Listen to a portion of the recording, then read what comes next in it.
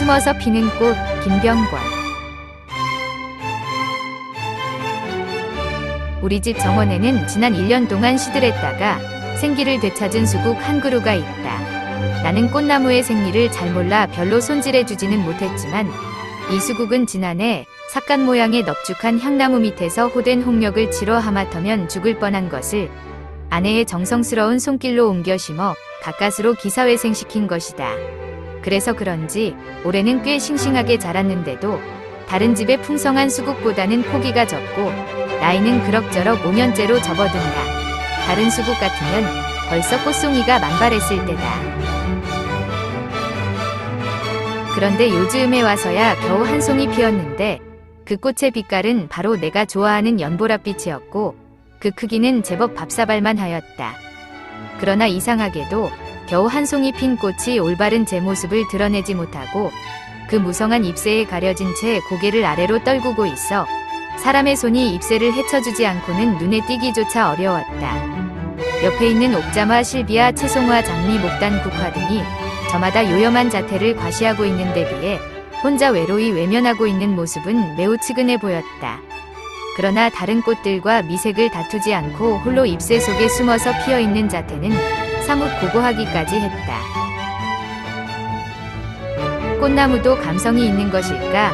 아마도 지난해 여름 그 홍력을 치른 후 제 나름으로 온갖 풍상을 다 겪은 탓인지 저렇듯 자신의 모습을 움츠리는 겸허 속에는 꽃가닥이 있는 것만 같았다. 주변에 피어있는 무꽃들이 화려하면 할수록 나의 마음 쓰임은 저 무성한 잎새 속에서 고개를 떨구고 있는 수국에게로 기울어지는 것이었다. 따지고 보면 인생살이도 이와 마찬가지가 아닌가.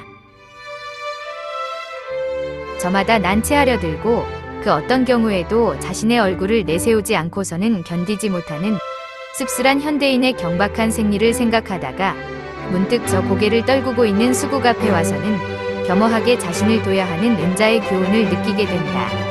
정금미욕은 반드시 열화속을 거쳐 단련되어야 이루어지듯이 죽음의 경지에까지 도달해보지 않은 사람은 생의 참다운 의미를 깨달을 수는 없을 것이다. 때로는 하나의 쇠붙이나 돌덩어리보다도 약한 자신인 줄 안다면 어찌 함부로 고개를 쳐들고 교만을 피울 수 있으랴. 그런 의미에서 온상의 화초처럼 길러져 강한 햇빛만 받아도 시들해지는 저 모든 꽃들이 어찌 신산인고를 다 겪은 수국의 마음을 읽을 수 있으랴 싶다. 나는 문득 늙은 학은 아무리 굶주렸어도 식음이 오히려 한가하니 어찌 닭이나 지보리처럼 아웅다웅 먹이를 다투랴 하는 옛 현인들의 명구를 외이면서 저 수국의 겸허한 모습에 학이 고고한 자세를 느끼기까지 했다. 현대인들은 아무리 보아도 채송화나 분꽃이나 나팔꽃처럼 너무 예민하고 직설적인 것 같다. 참 인생은 결코 그런 것이 아닌데 좀 더 은인자중하여 인생을 관조하며 살아갈 수는 없을까 하는 아쉬움이 저 수국으로 하여 더욱 절감하게 하는 것이었다. 밝은 태양이나 촛불도 실은 스스로 숨어서 몸을 태우고 있는 것이지만 그 덕망의 빛이 너무나 강렬하다 보니 저렇듯 만물의 눈을 부시게 하는 것이 아닌가. 덕불고 피르린이란 말도 이와 같아 옛 선비들도 숨어서 돌을 닦는 것을 미덕으로 삼았지만 닦으면 닦을수록 그 빛이 번져나가는 데는 스스로도 어쩔 수 없었다. 그래서 한때는 은자였던 저 유명한 강태공이나 제갈량 같은 이 입신양명도 이런 데서 비롯된 것이 아닌가. 자신의 처세에 급급한 나머지 항시초조와 불안에 쫓기는 현대인의 생활은 한마디로 말해서 강박관념 속에 살고 있다고 해도 과언은 아닐 것이다. 공식적인 스케줄에다 빈틈없는 각본으로 연출해야 하는 나날 속에 휴식마저 강박관념에 얽매이다 보니 모든 것이 순조로울 수가 없다. 이로 인해서 발생하는 각종 노이로제, 우울증, 정신질환 속에서 현대인의 심신은 몹시 지쳐있다. 생활의 여유, 이는 반드시 바쁜 일에 쫓긴다고 해서 빼앗기는 것은 아니다.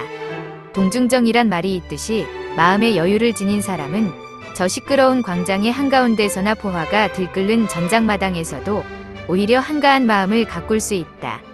이러한 심경의 취사는 자기의 능력 여하에 따라 좌우되는 것이다. 한가로운 마음의 경지를 이룩하지 못한 사람은 무슨 일을 한다 하더라도 사물의 심부름꾼 노릇밖에 못하여 결국은 자아상실에 빠지고 마는 것이다. 진실로 큰 일을 하려면 사물의 바깥 세계에 서서 사물을 볼 줄 아는 경륜을 닦아야 할 것이다. 잎새에 가려지고 고개마저 떨구고 있는 한 송이 수국 속에서도 인생을 관조할 줄 아는 천리를 느낀다면 비록 번잡한 곳에서 시달리고 있더라도 마음은 털끝 하나 물들지 않는 쾌락을 얻을 수 있지 않을까.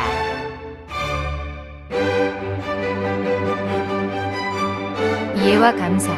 자신의 정원에 심은 수국을 관찰한 체험을 통해 깨달음, 즉 신산인고 끝에 나오는 겸허한 자세가 높은 가치를 지닌다 는 점을 전하고 있다. 이 글에서는 자신의 정원에서 1년간 시들했다가 다시 숨어서 피듯이 피어난 수국에 대한 애정이 돋보인다. 다른 화려한 꽃들과는 달리 홀로 숨어서 피어나는 수국의 모습을 통해 세상을 살아가는 데에도 이와 같은 겸허한 자세가 필요함을 말하고 있다.